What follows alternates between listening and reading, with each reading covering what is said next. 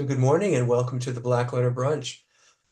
My name is Raul Martinez. My guest today is calligrapher, teacher, and alphabet editor Carl Rohrs.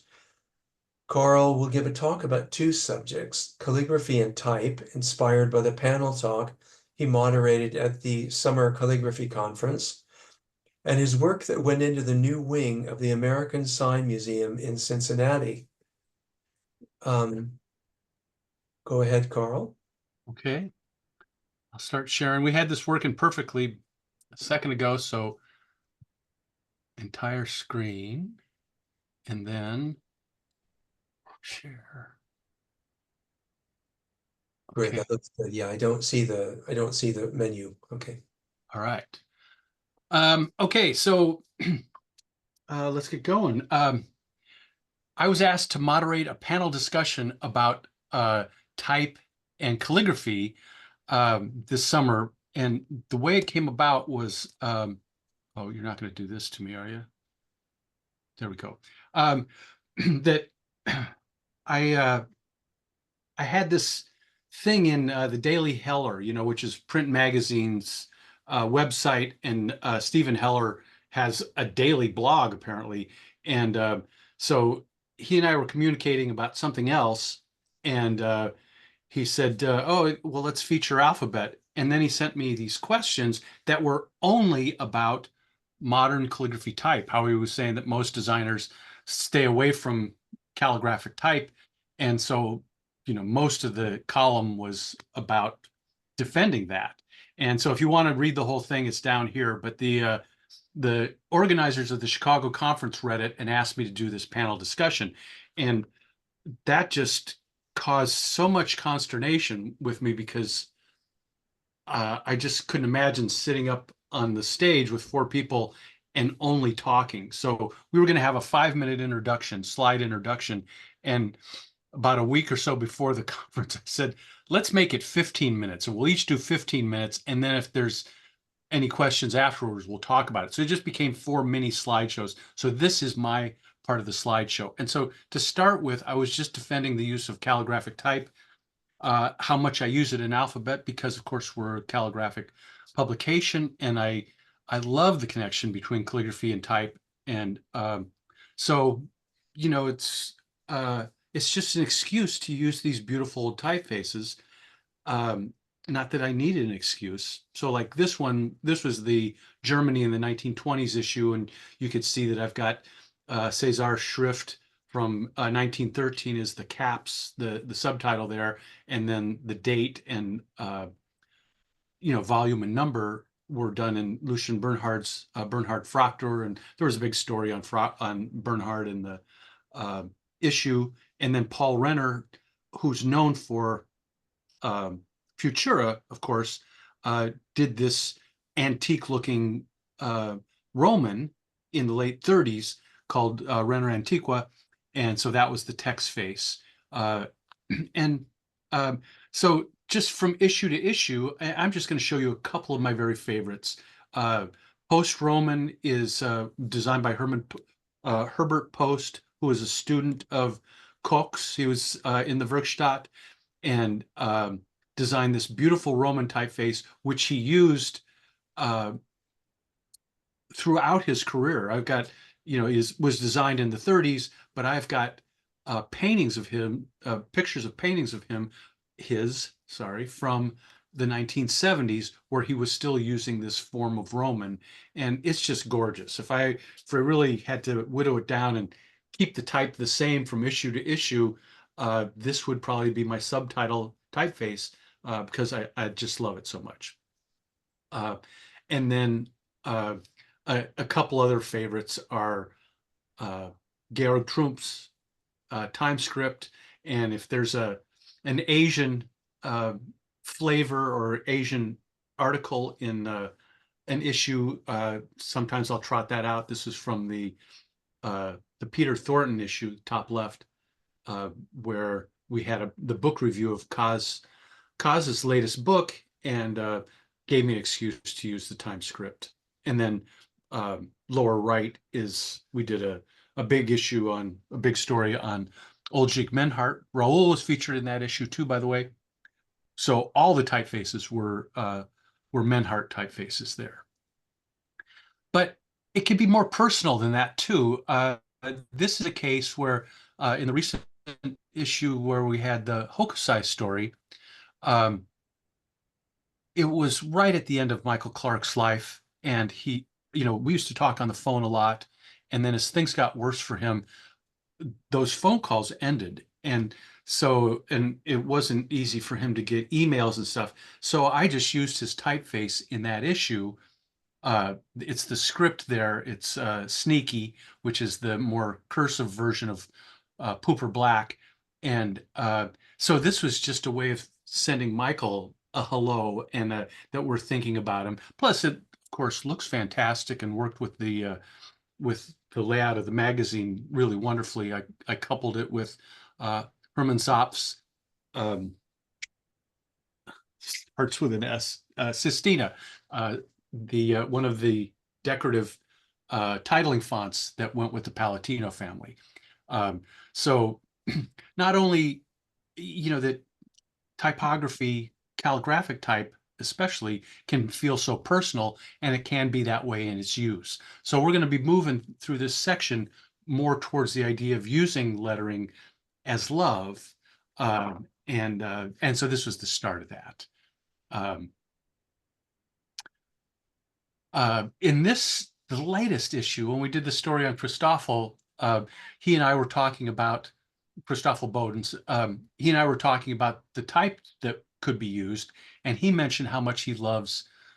He actually asked for Hyperion, which is this headline typeface, and that he does like Bertold Volpe, who is also another veteran of Koch's Werkstatt, and left Germany in the mid 30s to escape what was coming, and went to England, and became a very successful book designer and type designer in London from the 30s onward. And so we agreed on using this typeface, and it turns out that it's not available digitally anywhere, Hyperion.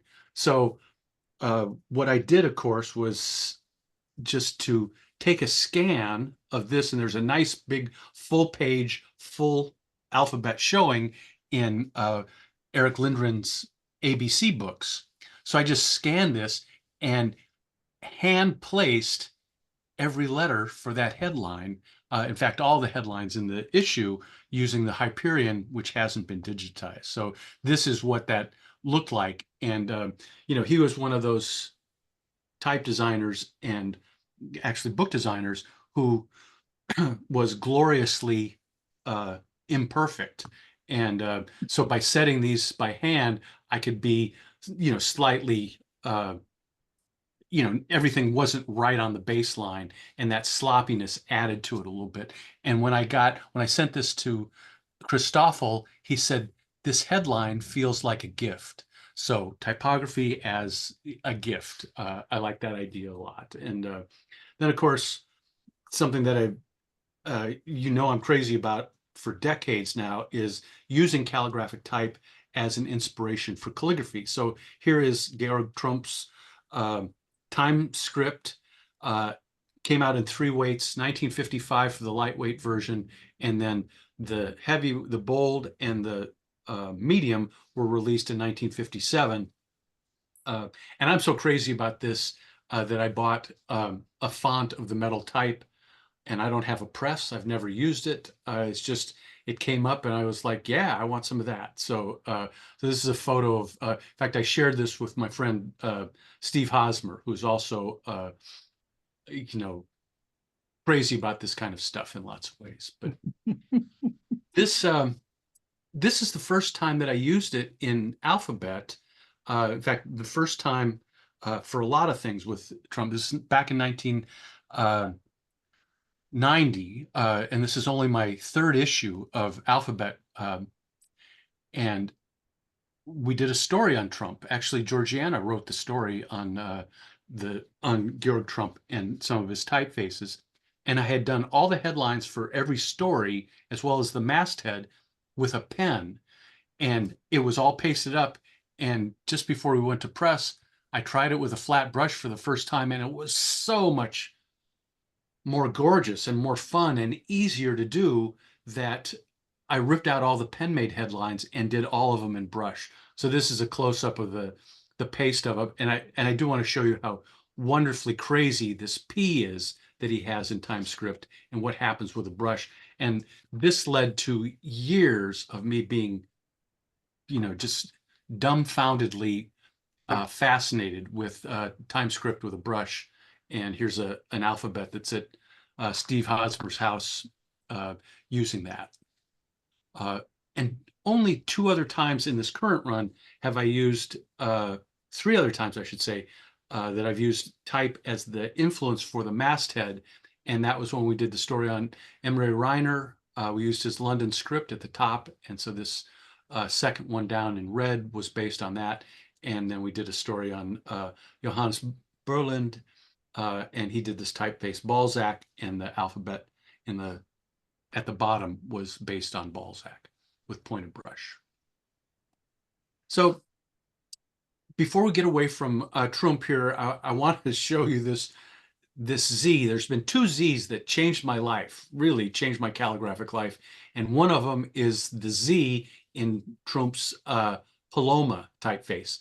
And this finishing the stroke and then swinging back on the corner of the pen to cross the mid stroke, I just thought was the cat's pajamas, and tried that with a pen, and it works both with pen and with pointed brush. And I have just you've seen this Z. If you've seen any of my work in just about anything that has a Z, it looks like Trump's Paloma Z. And before we get away, I do want to show you, these were sketches, actually finished inkings before he gave these to the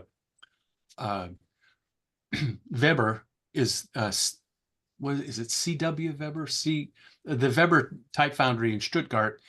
Before he gave it to the punch cutters, these were the final drawings. But at the Klingspor, they do have sketches for all of Trump's work, and these are the P's, very reminiscent of the P's in TimeScript. So dramatic. And then they went with kind of a clunker down here. This is you can see here's the final, but this is the Z. And the other Z that really just affected me so completely was seeing this Z in Susie's little autobiography when they had the Anne Perlman, the series of Perlman poems that they displayed in the library, and Susie had done all these. She wrote out this little autobiography, and this Z just slammed me in the face. It was so beautiful. You're so expecting the horizontal strokes of the Z to be horizontal, and she made them so slanted. So that jumps into my work all the time too. So here you can see the Paloma Z, both with pointed brush and maybe on this page, oh, this is pen work down here at the bottom, but these slanted Z, slanted horizontal strokes, that's Susie, of course. And one last thing here with Susie, Susie Z, is that Lisbeth Bodens and I have been trading these letters back and forth. They started with her in her bathroom. She had these lyrics from a Jacques Brel song around the top of the tile of her bathtub. And I took a photo of that and came back and did these letters with a pen. And when I got to the Z, both variations of the Z were, blowing kisses to Susie. So I just wanted to bring that in. And here's a couple of subsequent versions of this letter style, which we decided to call Zeep, which is Flemish for soap. And this little pencil sketch at the top was a present from Lisbeth when I moved into my new house. And this is the most recent, a couple of alphabets that are very similar, but she's got pale gray and dark alternating differently from the 2 pieces here. And one last Trump Z, this is cut paper and brocade and abalone. This piece is in the Harrison collection, if you want to see it. So very psychedelic. I love to use marble papers for psychedelic stuff. We'll talk about that on Wednesday. And then finally, um, all four of us in the slide in the presentation in Iowa were talking about the typefaces that we made and calligraphy influence on that. And I went first because I have never had a typeface published, and I've never really finished a typeface. I used to do a lot of teaching for the type program at Cooper Union, and when Kara first asked me to do that, um, I said, "Well, what do you want me to teach? How to start a typeface and not finish it? Because that's my specialty." Um, so I've got 4 or 5 here that can just be used. Typefaces, as incomplete as they are, can be massaged in your layout program, whether it's Illustrator or InDesign or wherever you're laying letters out. And so this is a typeface that Sumner wanted to see about doing a brush script, and I sent him a full calligraphy, and he did a quick scan and trace. If you're not familiar with the procedure for making a typeface, um, it's basically uh, an Illustrator program that gives you the opportunity to assign a keystroke to each one of your Illustrator designs, so that there are Bezier points, just like you would do laying out a simple illustration in Illustrator. You can do that in any of the type programs, and then in each one of the little boxes, and then assign it a keystroke and generate a typeface. But there's an easier way to do it that isn't as professional, and most type programs have this thing called scan and trace, where you can just drop in a Photoshop file of, line art of a letter, and have the machine assign the Bezier points and curves for you. So it's a really fast way to get a typeface done, and you'll see that I've done it for all of these typefaces except for one where I went to the more formal way. So this was just Sumner did a scan and trace of this. Um, then this typeface, which I ended up calling Loop, was based on this calligraphy in the top left by an Estonian calligrapher from the mid 60s named Heinrich Loop. And, it's uh, a double stroked kind of an alphabet, and I tried it with a ruling pen. So for this alphabet here, I was looking at this, and once I had the alphabet done, it was probably for handouts for a workshop, I was able to make a quick scan and trace version of this. So I do have these caps. There's no punctuation, there's no numbers, no lowercase. It's just these letters that I can use for headlines every once in a while if I'd like to. But there's an interesting evolution that kept happening with these letters. This would have been done about in the early 90s, let's say, let's say mid 1990s. And I had it around for a while. And then in 2010, Georgia and Julian and I team taught a class in Boston at the second Odyssey. And our classroom was in the same building as my dorm, where my dorm room was. So I couldn't sleep one night. I went down about midnight and started playing around, and I was looking for letters to use. And I had a flat brush out, and I said, "What happens if I take these ruling pen letters and try them with a brush?" And these beautiful letters jumped out. It really surprised me. And the word always reminds me of Georgia, because I had a sheet on the desk. She had given all the students in the class a sheet with words, just suggested words to write. And haiku was one of them. So I wrote out this word haiku and then wrote this stupid haiku to go with it. But this K, I just couldn't believe what happened with this K, with these multiple strokes and different kinds of weight. So this was about 2010, and I turned it into a cut paper letter just last year with this K. So it's, this letter style has gone through these changes over the last 20 years or so. I did put in a couple of alternate characters in Loop, just because I couldn't decide as I was writing. A couple of E's, couple of U's, couple of Z's, and then here's one of the alternate Z's in cut paper in a couple of different colors. And finally, I needed a gag album cover for some friend's dog, and this is a picture of Sammy. So I used the typeface up here for his phony book cover. another typeface that came about, another way that I like to use typefaces is to just design a typeface where it's easier than using hand lettering. So I've got two instances here where I made a typeface only for the reason to use them in graphic design.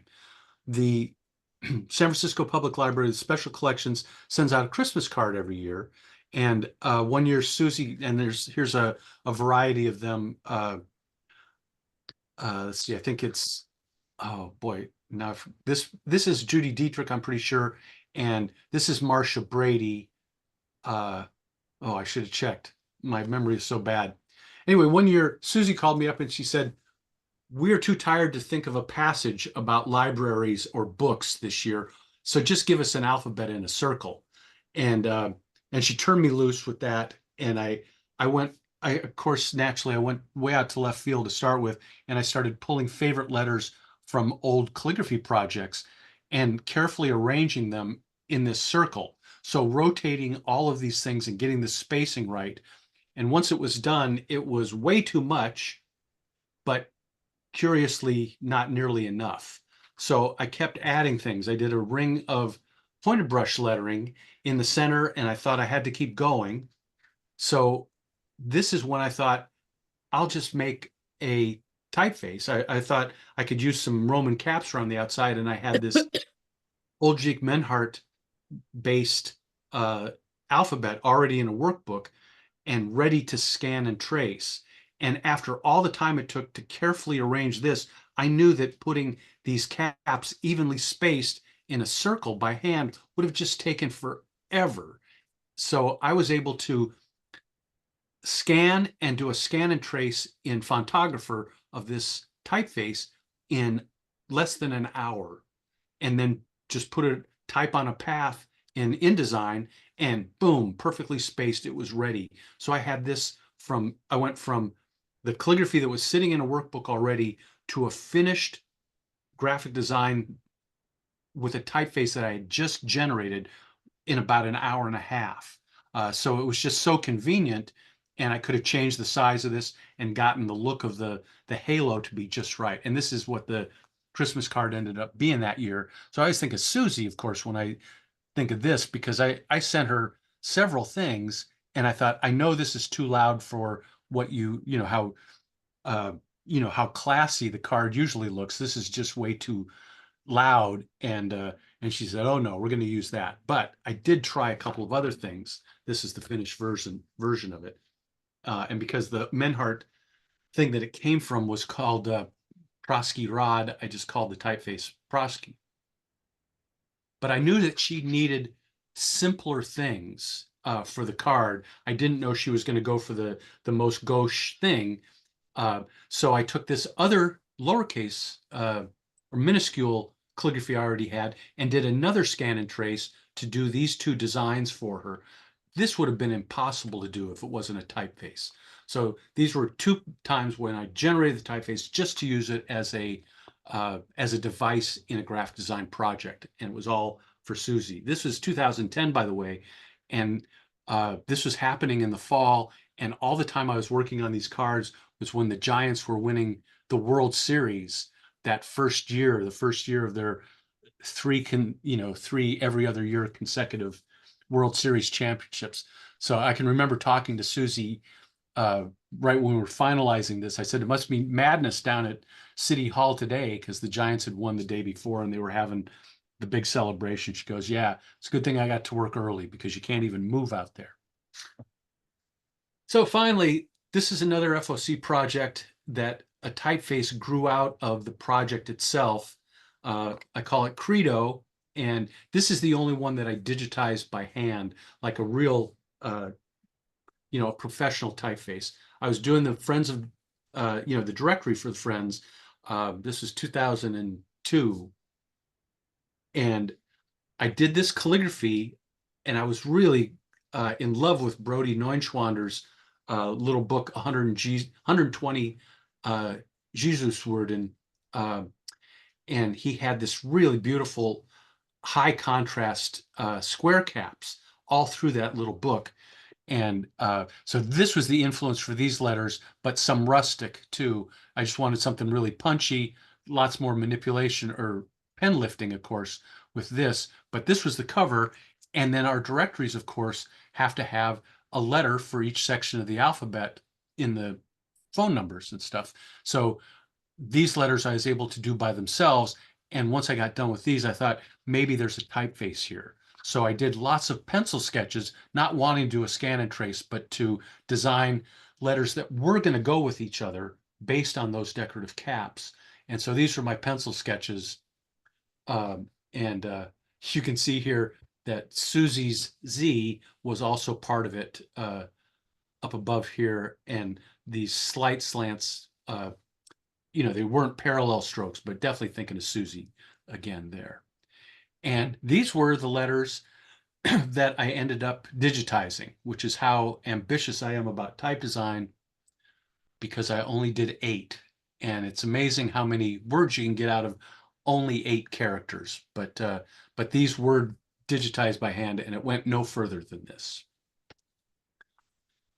And then finally, the last thing, this is the one that's filled with the most love, actually. My wife, Sharon, had a business where she did interpretive design, both print and for signage and interpretive designs. I mentioned this before in previous presentations, that when you're out in a park, there'll be a sign that'll tell you about the kind of wildlife that's happening there, or the bushes, or just some information about the natural habitat, and it's called interpretive design. And she did everything, the illustrations, she did the research, she wrote the brochures, did all the layout, but I was the calligrapher. And so she would come to me and give me a headline, and I would grab a brush, and she'd say, use a pen, please, you got to use a pen. And brush was always fastest for me. So one year for Christmas, I thought I'll make her own typeface design. This Any company that has their own typeface or publication or something that is not published and they can use just for theirs is called a proprietary typeface. So this was her business, Design Sciences proprietary typeface. So she used it, and this is calligraphy. This is not the typeface. And she did it in these signs. This is up in Henry Cowell, Redwood State Park. And this is the typeface that I designed for her. And I got this idea about 3 days before we were leaving to drive down to Los Angeles to her family's. I decided to make her this typeface. And I had an existing minuscule already from workshop materials. So I quick did some caps, did a scan and trace, and not only did make the typeface, and I was trying to be complete here because she was going to use this. So it did have punctuation and numbers and caps and a lowercase. But I wanted to give her something to open for Christmas. So I did a type brochure, and this is the center spread of the type brochure. We call it Shiwo. Her nickname was, her self-given nickname was She Woman. So Shiwo is the name of the typeface. And this was 2003, was a big success. She opened it up and recognized, when she saw the specimen, she told her family that I had designed her a typeface, and she went on to use it. Here it is in a couple of preliminary sketches for some interpretive signs. So you can see it worked pretty good. It does need massaging, but it was a success. This was 20 years ago. And then this project popped up last year. In South Carolina, this branch of this tree had fallen off this famous tree in Bluffton, South Carolina, called the Secession Tree, which is where the first stirrings of the South seceding from the Union in the 1850s happened in front of this tree, this 500-year-old oak tree. And in 2020 or 21, this tree split in half, and a great big half of this tree had fallen off. And this guy who owns a whiskey distillery had somehow got a hold of of this tree trunk and wanted to make a display in the middle of his whiskey distillery. So he hired my friend Laurel, and Laurel is um, in the audience today, but she's not showing herself, I don't think. Yeah, she's not even answering my chats. So anyway, this is a picture of Laurel. Oh, I'm not sure how to go back. And you can see that this is this gigantic room we had to work in was the old press room of the Bluffton newspaper, the Bluffton Sun, I believe it's called. And the whiskey distillery owns this place. So we had this place to do this poem. The guy wanted to put a poem that reconciled the history of the South above the symbolism of this tree. And Laurel is a stained glass artist, but this was also word based that she called me to do this. And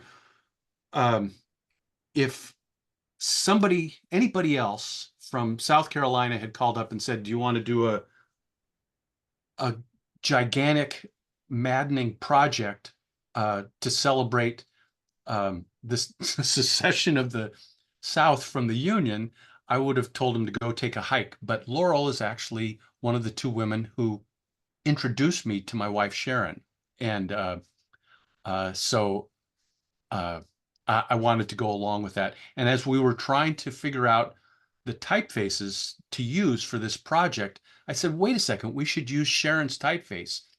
And I gave them sketches with other typeface combinations, but Laurel was so all in on this that she pitched this and got them to agree to it. So we used Sharon's typeface for just one line in each one of these stanzas. And all around the glass table that sits above this tree are dated stanzas of this poem that talk about the the evolution of racial relations in the South and finally ended up at the modern day. So it goes counterclockwise around these three huge glass panels. It's about 15 feet long. And we got a chance to use Sharon's typeface. This is the Illustrator file from which I worked. It was the architectural drawing of the three pieces of glass sitting over the branch of the tree, actual size. So I was able to go in and use type on a path where I would draw OG curves, and then the other set type was done with an Illustrator technique for bending passages. I think it's called elephant envelope distort. So it was a gigantic job. I had planned a week back in South Carolina to lay this out and give it to her, and they would have the screens made and just go from there. And we ended up doing every bit of it ourselves. Stayed the full 2 weeks, and this was the final project. Every step was a crazy monumental thing to get over. Just even making the screens and then printing the screens, everything was not as simple as I thought it would be. But this was the final project. We had the screens made at a t-shirt shop in Savannah, Georgia, by a woman who was a burlesque dancer at night while she was a t-shirt printer during the day, and she was our third hand on all of this. We couldn't have done it without Lila. And so you can see it sitting in the lobby of this whiskey distillery. Here's some of Laurel's stained glass. This is the logo of the place. And so this was the use of a typeface that was made for love, and for Laurel and I, it's for Laurel and me, it's the this little hello to Sharon that the clients just had no idea. So there's a couple of last looks at the different stanzas and Sharon's typeface in action. So that was my 15 minutes at the conference, and then we went on, and Cyrus and Elmo and Jen Ramirez from Mexico each gave their very different presentations about their finished typefaces, and mine that have to be massaged, and the public couldn't use them because they're such a mess. And that takes us to the second half of the show, which is the American Sign Museum in Cincinnati, which was started by the third generation editor of the National Sign magazine, Signs of the Times, which has been published in Cincinnati since 1906.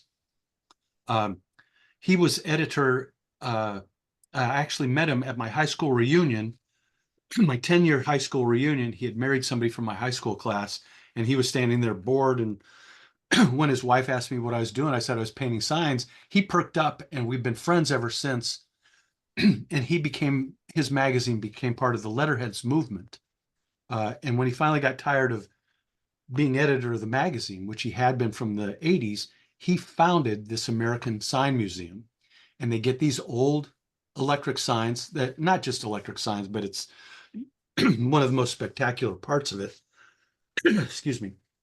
Um, and present these signs. But if we look back at this, the way they show them in some of the museum is that they have this avenue they call Main Street, and they're putting the signs like they are part of businesses. And then they got a bunch of our letterhead friends to design the incidental signage that would go on these fictional sign fronts. And so this museum has been open about 15 years now, and they decided to expand Main Street. They doubled the length of Main Street. So we were again asked to come. We were all volunteers, but they put us up in a hotel and gave us food while we painted these signs and created a new Main Street. This is a neon room, and this sign over here in the lower left corner is one I want to show you because this is from Santa Cruz, and a neon glass artist here in Santa Cruz, Bruce Suba, got this when Hayford Brothers Glass closed down, and he restored it and donated it to the museum. The museum itself actually has a neon shop as a display in the museum, so that it's a real business that gets work from outside the museum, but they also repair and restore the signs that are going into the museum. So if you're walking down Main Street, you can look through the window and see them working on glass signs. This is an antique sign, one of the very first electrical signs that is illuminated by holes being drilled in the substrate. So it's metal or wood with different size holes drilled in the material, and then they just have light bulbs inside the shop. So one of the very first illuminated signs was this simple idea of illuminating these holes through the sign. Kind of a wild thing. It's got, there's the thickness of the substrate they made sure that was a light color so it would reflect the light a little bit better. And some of the windows of the phony businesses that are on this Main Street are devoted to these shelves of smaller antique sign ephemera. This would have been a sign painter's kit, some sort of advertising. Here's the Speedball textbook shelf. Here's a couple of old kits. So these windows would actually, here's another window. This would have been painted by one of the volunteers at the first, when the museum was first being opened. Show cards. This is a wonderful show card artist from Reno named Lane Walker. And here is an antique sign that was discovered when they were remodeling a building someplace in the Midwest.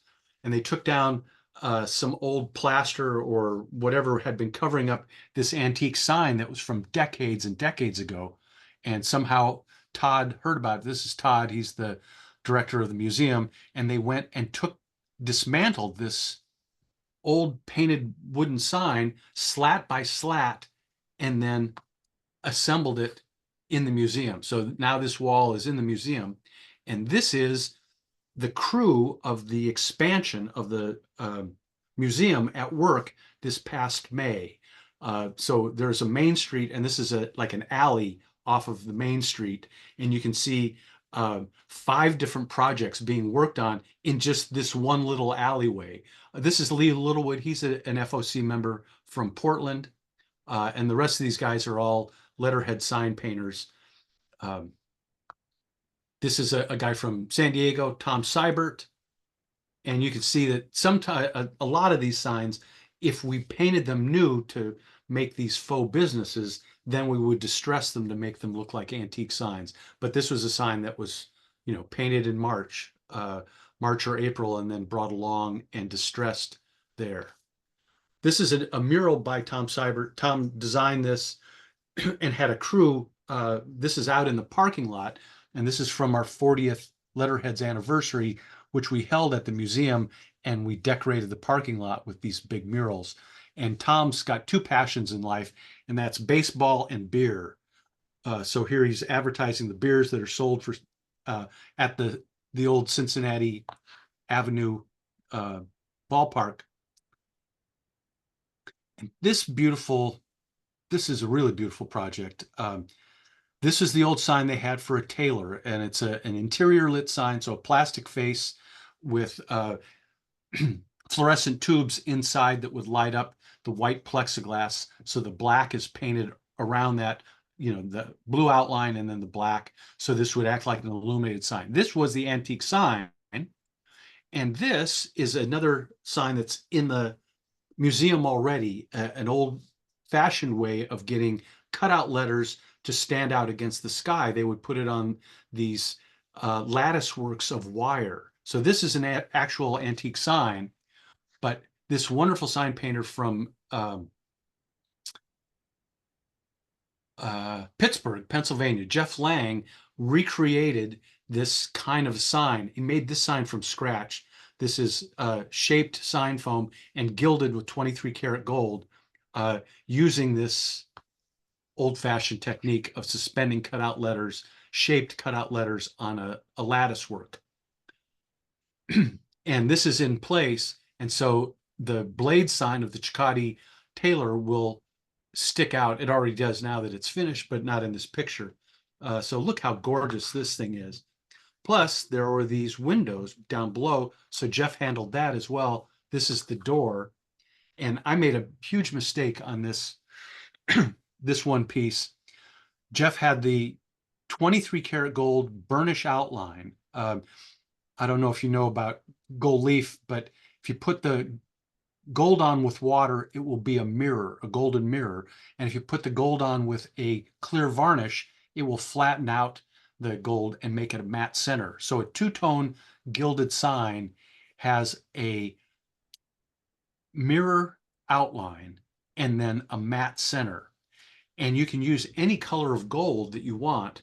It's really common to do a 23 karat gold outline with the water size and then do a matte center, and you can pick a lesser color of gold or a paler color of gold to have a deeper contrast. And Jeff came to me and asked me what color gold he should use in this thing. And I thought, well, it always looks richer if you use a paler color. So I said 16 karat for the center, before I had seen this sign, which is so solid 23 karat gold that it really was a mistake to have gone for the 16 karat gold. And it was, and he took my advice like a fool. So this should have been, this is looking more like a 2-tone 23 karat gold up here at the top. Big mistake. I mean, still so handsome. He's a really wonderful sign painter and a great guy. And it came out looking nice, but it didn't fit the gold. And here's Jeff and Noel Weber a few days after after our work week was over. Jeff took Noel to Falling Waters, the Frank Lloyd Wright house. So here's Noel's stuff. Noel is one of the founders of the Letterheads and just one of the greatest sign painters in the world, actually. And he had a bank on Main Street and came up with these signs. So many antique techniques here of burnished gold and abalone and marbling with a feather. Here's more 2-tone gold.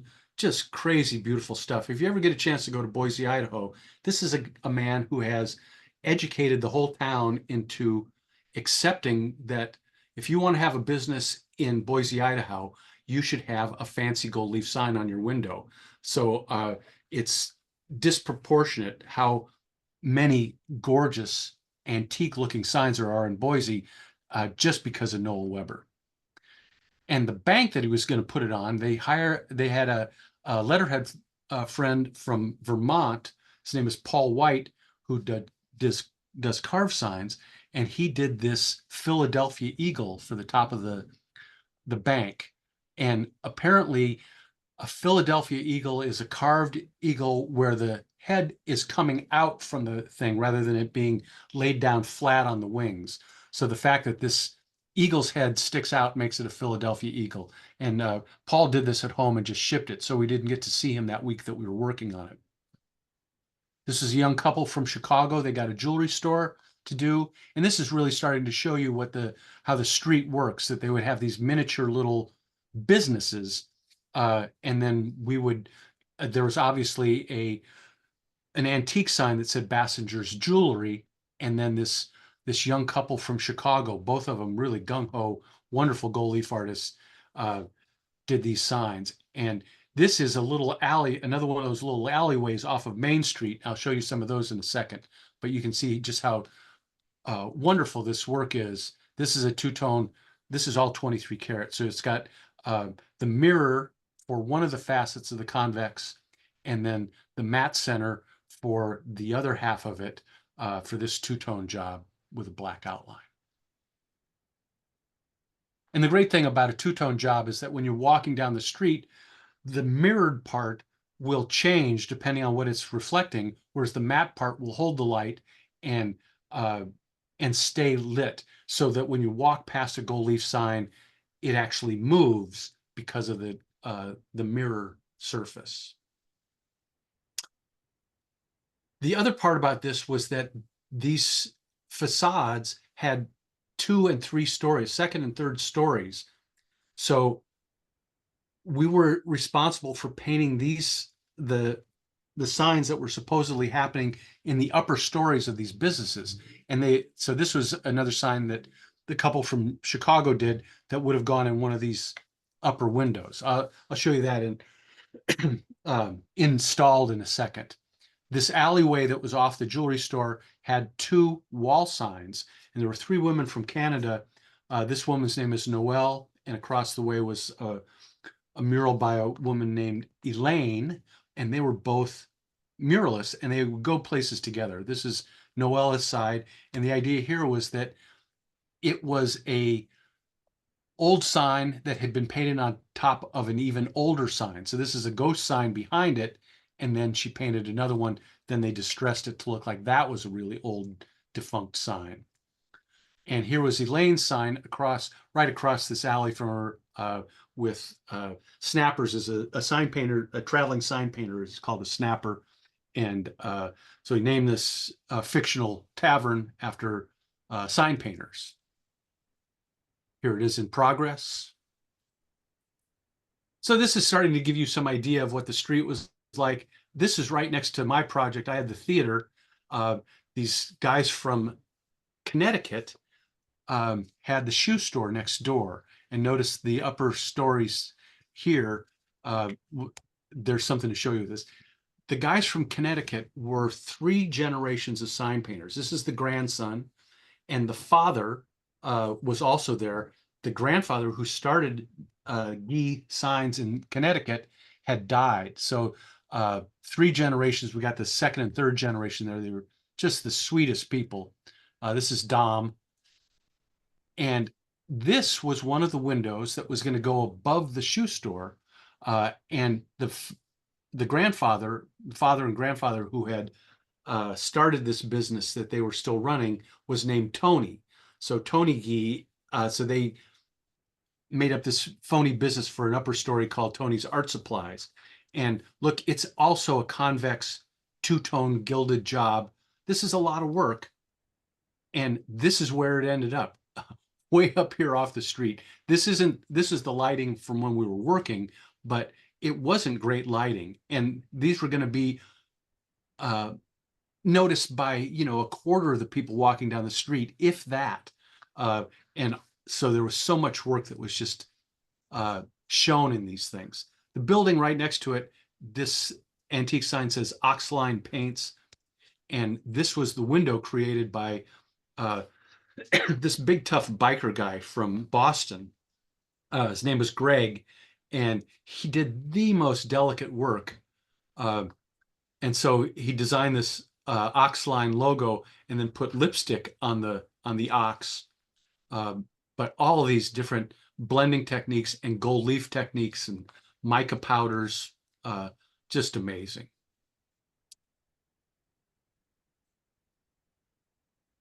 And Greg specialized in gold applications to surface gilding. This is with glass, you're doing all these things in reverse on the back of the glass.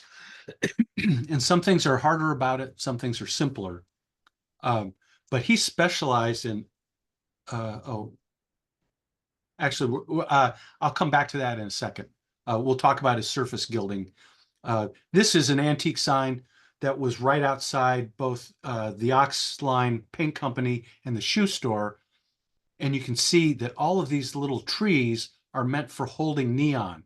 So they would have found this old sign someplace and acquired it from the museum and then had somebody do the neon to restore it. So this is what that sign looked like with the neon in place, sitting on the neon supports. And this is with the the museum open. And you can see that up towards the ceiling, there isn't any extra lighting. They're using the lighting from the neon. So all of these things that are painted in these upper windows are just not shouting at you at all. It represents a ton of work that these guys did that very few people are going to appreciate. So we had two founders of the letterheads working on projects here, and the other one was Mark Otis. And I've taught with Mark at two calligraphy conferences, and he taught at another one where he partnered with Randy Hassan, where we taught old-fashioned sign painting techniques and pictorial techniques. And so Bill Rydell was a person who worked on the original Main Street back when they first opened, and he has since died. So Mark came up with a fictional sign company that was Bill Rydell's for his front. And this window sign, by the way, is the antique that is represented here rather than an old neon sign that was going to go like a blade sign projecting off the building. They had this sign that was painted back in the 80s by an early letterhead.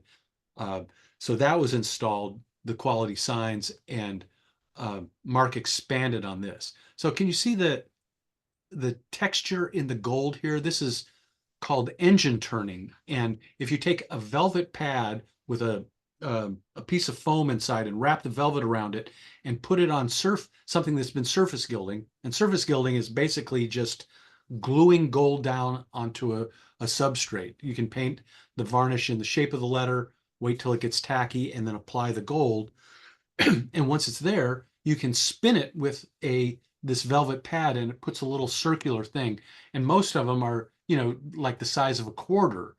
You see it on fire engines, gilded fire engines, that they would do these engine turns. But Greg, the guy from, there's another shot of the sign storefront and Mark working on the touching up the screws on the multiple panels of the blue sign. This is Greg. He's the guy who did the Oxline sign, and his business specializes in fire trucks. They do all the gilding on vehicles for the greater Boston area, and he had all of these surface gilding tricks. So this is a velvet pad that is on something that can be inserted into a power drill. So he masked off this star and took this drill and just spun the velvet pad here to put one great big engine turn inside this. And this is also a gigantic velvet pad that he kept in a hat box. It was as big as a hat. It was like this. And he would put that down on these letters of Mark's and give it a spin and it could put these gigantic engine turns on it. And when he was doing this, this is Mark's sign, but Greg was doing all uh, the engine turning on this, and everybody that was working on all their projects came and gathered around while Greg was talking about how to put these engine turns on this stuff. So if that makes sense to what we're seeing here are just gigantic engine turns. This probably would have been the one on the drill, but all the stuff that was happening in the signs letters were using that great big velvet pad. In the meantime, Mark is also married to a sign painter. Her name is Rose, and she is known as the Queen of Damar. And Damar is a thick varnish that, and this is a really good illustration of showing how a burnish outline reflects, whatever's across from it. So sometimes it's really bright, sometimes it's really dark. And if you walk by it, that reflection changes. But the matte center holds the light. So you always, not always, but the common thing is to have the matte center be the shape of the letter and then the outline be the burnished gold. So the outline moves, but you can see the letter from any angle. And Damar varnish is a really thick varnish that you put on and you wait for it to set up, and then you can draw in the Damar and it'll hold your pattern. And Rose is known for doing Damar. This is the most straightforward use of it, where it's just a squiggle. And you can use a pencil because it doesn't pick up the graphite. It'll just, or you can use a stick, whatever you would like to use. A fork. I've seen people use forks so that they could get 3 circles happening together. And then you gild afterwards to have the gold behind the Damar. And an interesting thing is that because we were all making up these signs and what was going on with them, we got the chance to put in Easter eggs for our friends. So Lee Littlewood was working on this delicatessen. I'll show you the facade in a second. This is his side window. And one of the advertisements in the window of the delicatessen was cookies by Sue's Rose. And he was naming this after 2 of the people who were working on it. Rose was the one who just did those Damar signs we saw. And I'll introduce you to Sue's in a second. So here is the Clover Delicatessen with these beautiful channel loom letters. A channel loom letter is a sculpted metal letter that has an inset so that the neon can be exposed, but it's protected by the walls of the lumen, the channel. And we'll show you that lit up. And this was the one that Lee Littlewood did with the help of this guy Scott from St. Louis. Take a look at this deli sign. We're going to come back to that in a second. Looks pretty plain there. Here it is. The thing I was working on was right across the street from this. So when they painted these letters and they were just the cream color, I thought, wow, that is really boring. And then all of a sudden I looked up and they had come in and put in this peach shade with this really gross blending. By gross, I mean that rather than trying to make it a smooth blend, they just did tapered strokes. And it just lit up these letters. It's so gorgeous to go from kind of boring to really beautiful, in the space of 45 minutes or something. Really fun to watch. So here's the Clover Delicatessen lit up, and Lee and Scott's beautiful window signs. This hallway or this doorway was meant to lead to an upper floor. And so they got to design a second business for that. Here's a close-up of the Sue's Rose on the window. But the idea was that it was an art shop that was upstairs. And they decided to make it look like that had the old hexagonal tiles from New York City, those floors and subway signs. And Lee was calling everybody and saying, can I name this business, the upstairs business, after you? And nobody wanted to have their name on it. It just seemed too egotistical. So when he called me and asked me to, could I name the art shop after you? I said, no, but how about my dog? And so it's now, this is my dog Rocco is immortalized at the Sign Museum. And here's that sign of that alley again. Here's Lee working on the window that has the Sue's Rose on it. And this is I got the theater. Uh, these are the letters. It was the name of the theater was called the Ioka. And because there wasn't real windows there, I got to design movie posters. So the antique part was this movie marquee, and these Ioka letters are going to stand up here on top. I'll show you it finished in a second.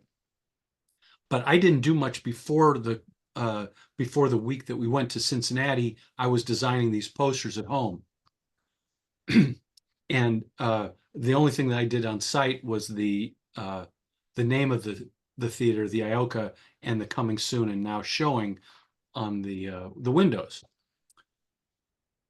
So in this case, I did 23 karat burnish outline, but filled with paint rather than another color of gold.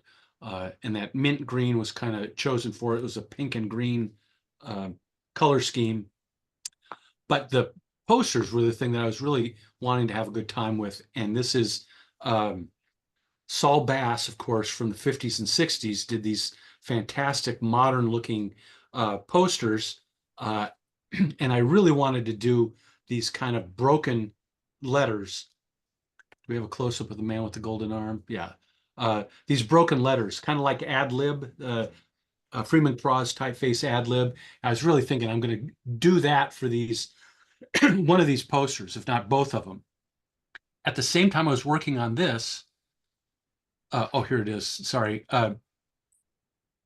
Even though I was intending to do this, once I ran across these two Saul Bass posters, I realized that I could use brush calligraphy, and that was so much easier than drawing the letters that that's what I ended up doing for these Shadows Cast, was brush calligraphy. But the other movie, The Risky Ascenders, this was at the time that I was working on the Christoffel issue, and this is a sketch that Christoffel had used, had drawn to maybe sign the back of that statue that opened his issue, but he decided on those more stately letters that we saw before. And I did feel like I could put two big samples of his name in the journal, but I am just crazy nuts about this counter space between the K and the R, as well as how disjointed the letters they make in Bruges. Christoffel is one of the best of them. So fantastic. And so I used that as the guide for the risky ascenders. And I was trying to think of both of these are lettering terms, a cast shadow and then ascenders on lowercase letters. But I had to look for something that was going to give me an RI combination. And luckily, and I picked this word risky, and luckily the K worked with the Y as well. So it was really fun to get that that counter space shape in there that just I was so crazy about with Christoffel's lettering. And because there's all these cast members and credits, I got to hide Easter eggs here of every one of these people that worked on the movie are sort of reversed names of the people that we were working with. So Mark Otis turned out to be Ocus Markle, and Elaine Wallace became Wallace Elaine, etc.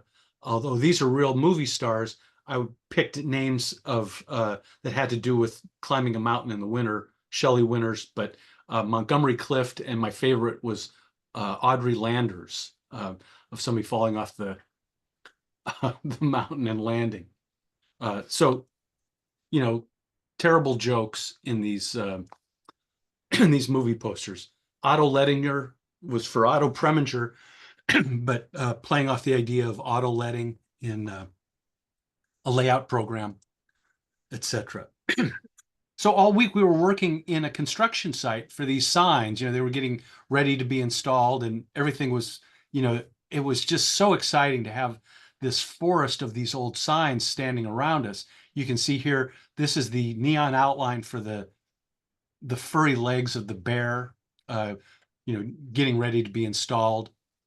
This cafe, here's the finished cafe sign. Stag only apparently means this is a cafe that would only allow men inside. And you just have to imagine that some of the people that worked there were women. I'm wondering how much of this chili got spit in, but the old days. Um, this is Dave McDonald from on the left from San Luis Obispo, and he did one of the most beautiful overall uh, facades. It was a perfume store, and he made this piece of substrate that he's writing on, that he's painting on, is an arched panel, and he painted this while we were there. But he came to it with here's the full facade. There's an upstairs window, but it's a cosmetics and perfume, and named after his mother-in-law. And this is a gigantic tray because she always would, she actually had a business like this, and she would bring the stuff out on a fancy tray. So he made that the sign. And then this kind of crazy deco modern painted treatment to the brick facade. Just so gorgeous. There's all kinds of treatments here. This is a three-dimensional cutout sign with this texture is in sand on the background. So it's got a rough texture and catches the light in different ways. And then this thing was just so perfect. Look at this great script that he had on the perfume, as well as his color scheme all figured out. And one of the things that I disliked the most about this week is that we were painting these wonderfully beautiful finished signs, and then we would distress them when they were done. So all this dirt on her face is just meant to make this sign look like it was old. It was, sometimes it seemed like a shame to wreck these signs when they were so gorgeous. Stevie was another guy from Boston. He came with Greg, the goalie specialist, and because he was young, he had a real steady hand. And a lot of us, my hand is so shaky these days that I couldn't paint the tiny things that I wanted to paint on some of my windows. So we kept grabbing a few of these younger guys to do some of the incidental tiny stuff on our windows, even though they had their own projects they were working on. This one with the light for Stevie to work on this window, you can see the three-dimensional quality and how cut out that the sign is up top. Really gorgeous. So this is the finished new wing looking down from the end of the old wing. And there's a couple things to notice here. Here's another one of those signs that is drilled holes and just lit from inside. And this jewelry sign I want you to take a look at. We'll see that in a second. And this is from the other end of Main Street, the new addition. And here's my theater with the Ioka letters in place. And because they like to use the windows for display, they ended up not using my posters in the front of the facade. They put them in the lobby of the theater.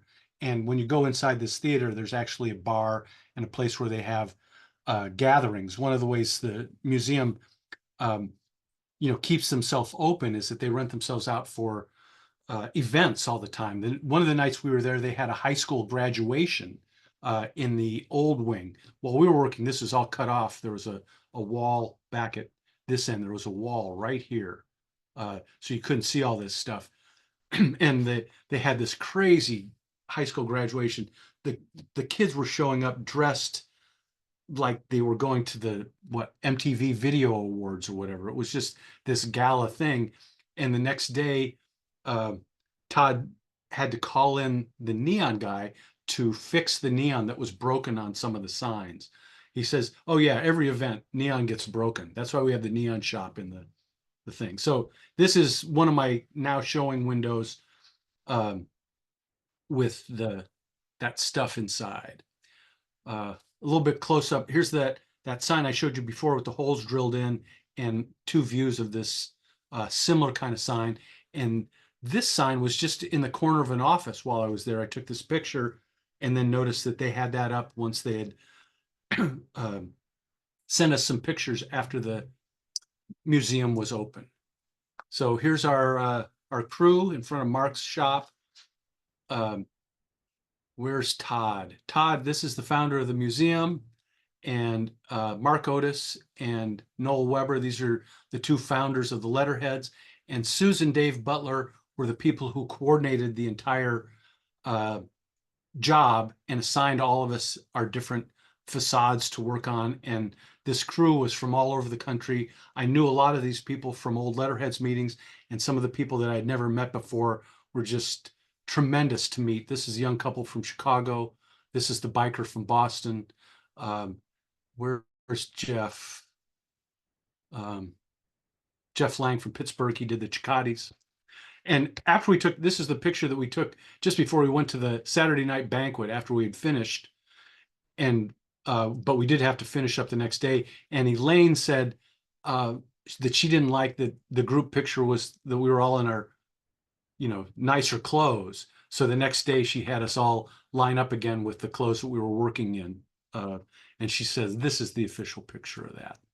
So I'm going to end here with a gas station from the old wing, and Dave Butler, the bearded guy who coordinated everything, who actually had injured his shoulder and he couldn't paint it all. He was just ordering us around all week.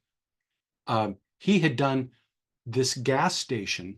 Obviously, this is the antique that they built around. They probably had a neon sign up above.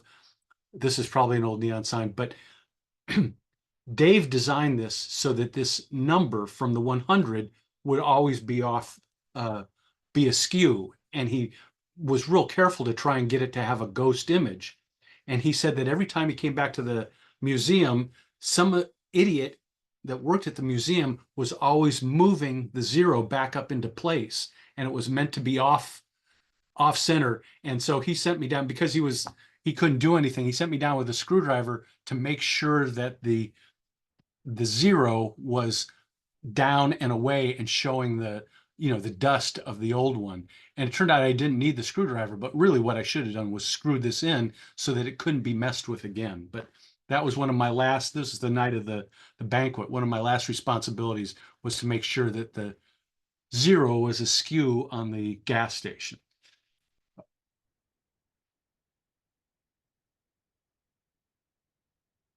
So we're done. Any questions? See what you mean about it being calligraphy as love. Just crazy.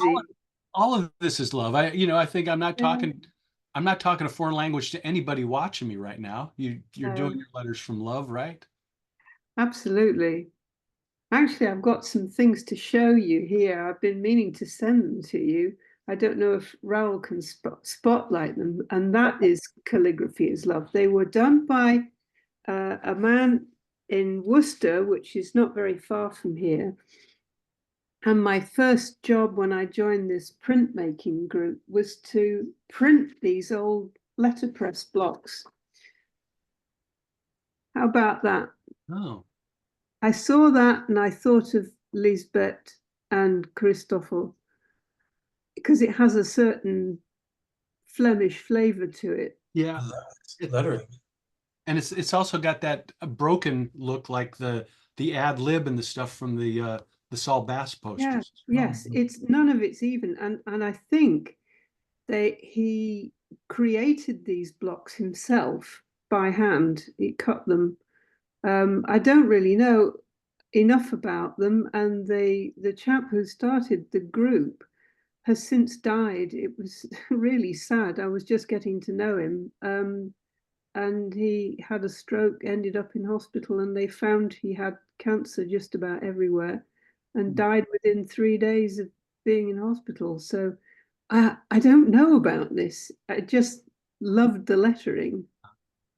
But this one was what really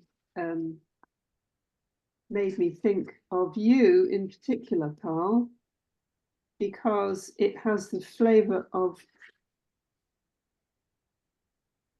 guess who?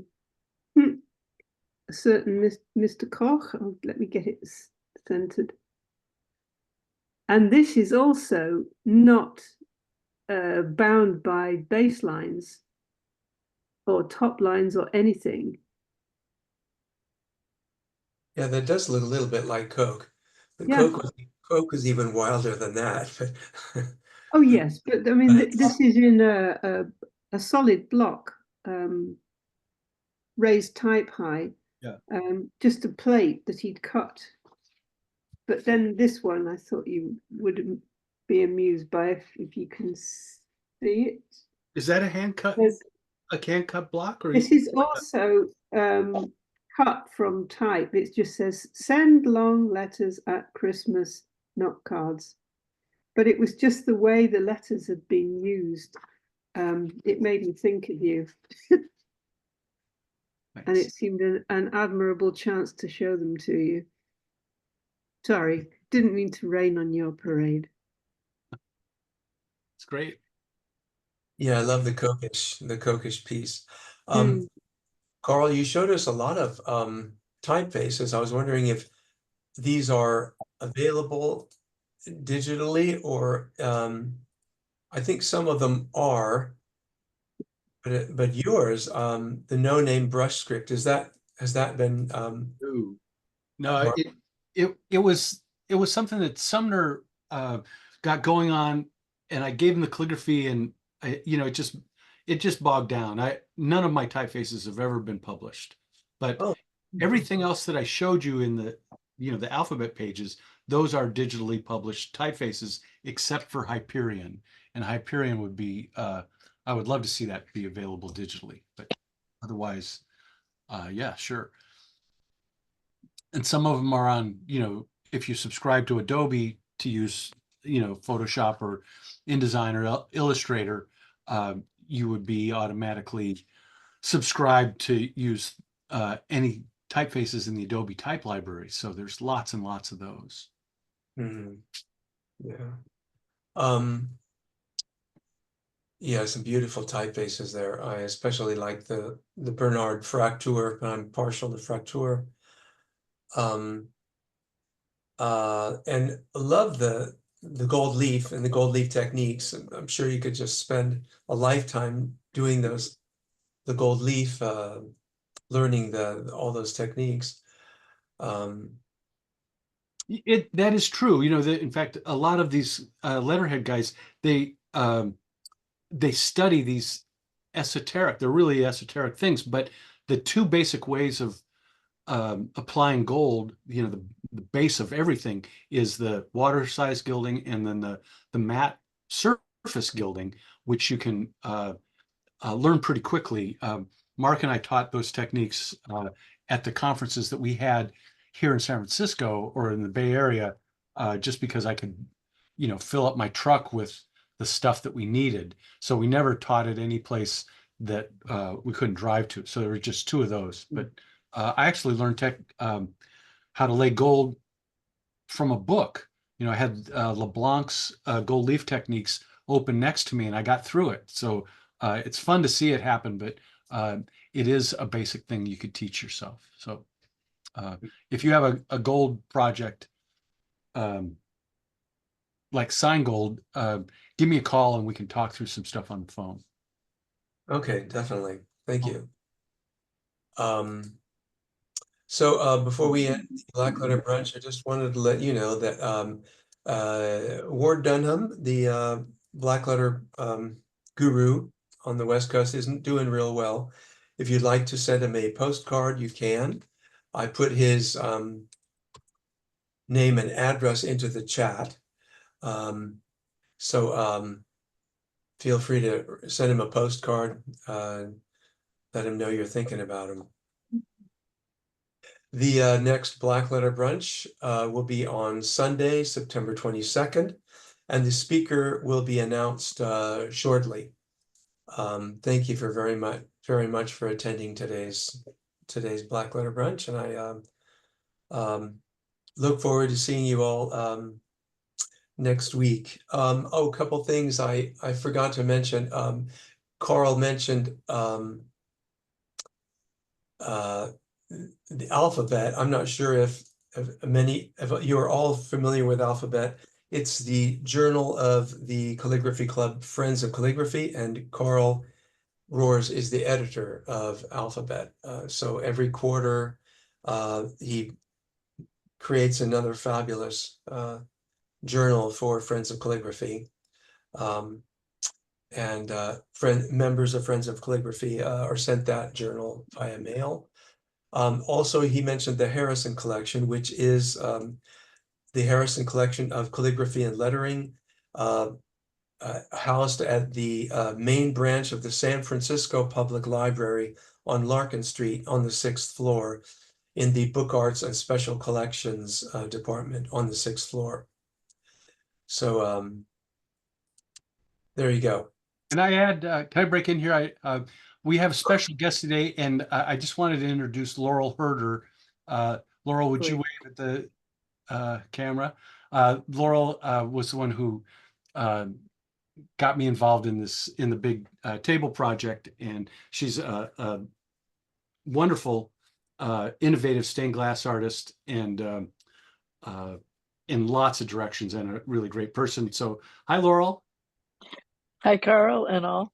Thank you so much for doing this. This is wonderful. I love what you were all doing. I knew I had a clue, but not really. Is there anything that should be said about the project that we left out? No, I think kind of whew. It was a big, hard deal that I really couldn't have done without you, but I absolutely pictured that we could have done it that way. But I didn't know it takes that much effort either. It was an ordeal, but ordeals come to an end sometimes. That's it worked this time. Thanks so much. It did. Thank you too. Okay. I have a question about that project. Is the glass tempered?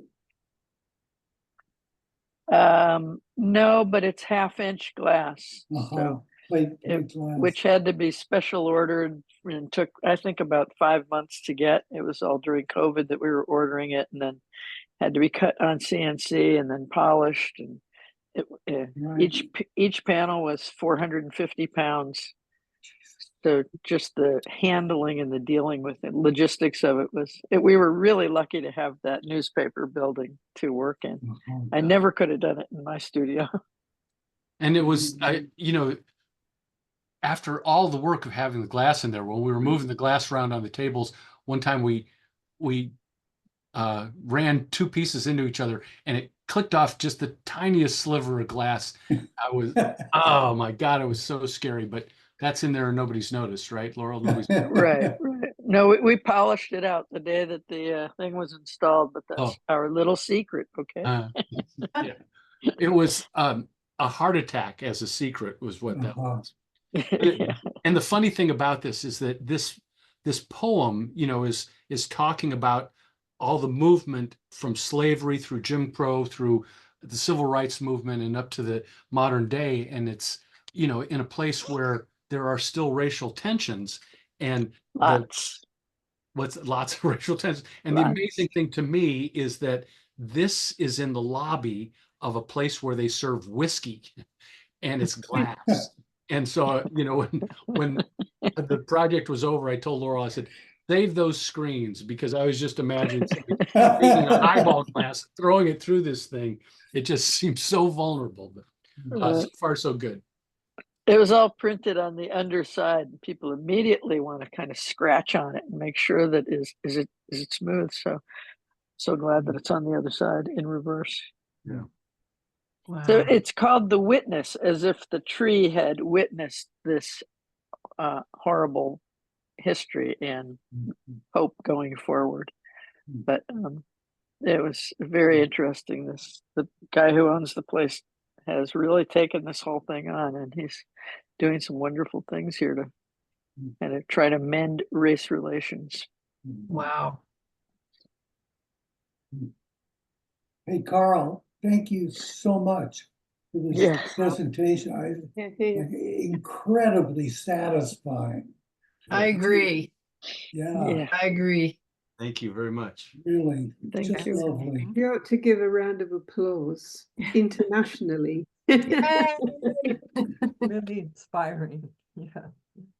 Thanks a lot. Okay, I'll see everybody next month, September 22nd.